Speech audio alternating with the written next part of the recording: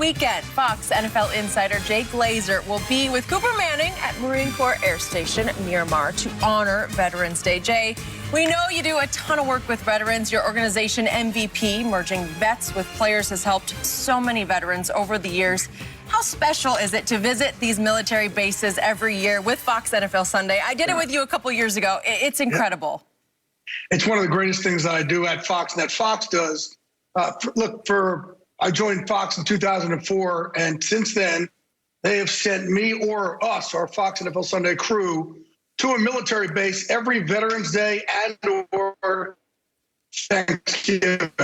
And it makes a difference for them. It really does. And that's, one of the things on Veterans Day is we're celebrating our veterans. And I think a lot of times it's hard for our vets to remember it's okay to celebrate yourself. It's okay to love yourself up. So when we come out there and we celebrate them, it's great to see us lift them up, but at the same time, they lift us up. It's beautiful. So, Jay, we appreciate all you do there, but let's talk a little football. Let's talk some Cowboys. You were the first to report that Aldon Smith, after 5 years out of football, had turned back into a force, a monster. You had been working out with him at your gym. You had been monitoring his sobriety, and you were so right. He is now a rebuilding block for that Cowboy defense. How proud are you of Aldon on and off the field? Look, I was proud before he ever stepped on the field, and I was proud of the vulnerability that he showed. I knew Aldon when he played for the 49ers. I didn't like him. This isn't the same guy. And look, when he first came in there, it was our veterans that picked him back up. He came in to our gym not to play football again, but to get help and to work with our veterans here at MVP, where we put our combat vets and our former NFL players and other pro athletes together to give them a tribe again. And that's the biggest thing, is when the uniform comes off, a lot of them, they forget what their greatness is. It's not the uniform, but what's behind your rib cage. And when you put them on a new team, a new tribe, that reminds them of how great they are, and they can do great things moving forward. So when he got in this group and opened up in front of all these strangers and said, hey, I'm not in the league because they screwed me over. I'm not in the league because of me.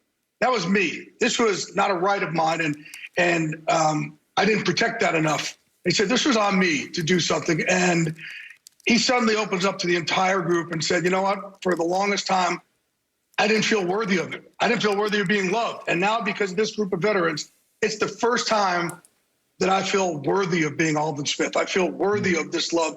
And it just changed. It changed who he was.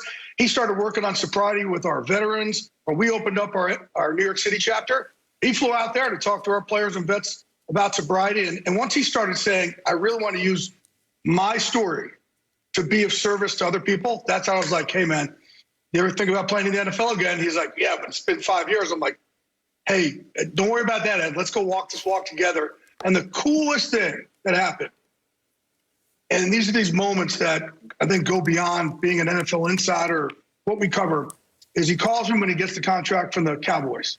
And he says, where are you? I said, home. He said, is your son there? I said, yes. And he said, I want to come over and sign this contract in front of your son. I want him to see what his dad did. And we sat here outside, signed the contract, kind of looked down. He said, well, that's a wrap. Thank God. I said, yep, thank God. And he said, Jay, you don't understand what you've done. I said, no, it's incredible. And, we had that moment. He said, no, Jay, when we first met, I was sleeping under a car. I didn't feel worthy of sleeping in a house. And now here I am back in the NFL. You don't understand what we've really done. And, hey, guys, no one's questioning my manhood when I cry. I cried my eyes out that day. Jay, you mentioned this. I mean, the guy, and Aldon says that I was away from the game for 5 years. You look at what he's been able to do, and it's a great story for him to overcome what he overcame and to get back in the NFL. But, Jay, I believe he'll be better next year. People don't understand when you're away from something. Football is a skill. Obviously, he still has the skill. But to retrain your body, to retrace those steps, and to do what you've been doing for an extended period of time, I believe this year, now he might end up with double-digit sacks, but I believe next year will be exponentially better than this year. What about you? Yeah, I do also, because look, what he's trying to get used to right now, you see it. First few weeks, man, he was able to kind of run free and get the matchups he wanted. And now he's just getting double teamed and chipped. And you're right. he's got to get used to that, what it does to your body again.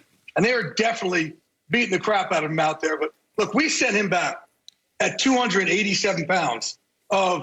He tore the last few months.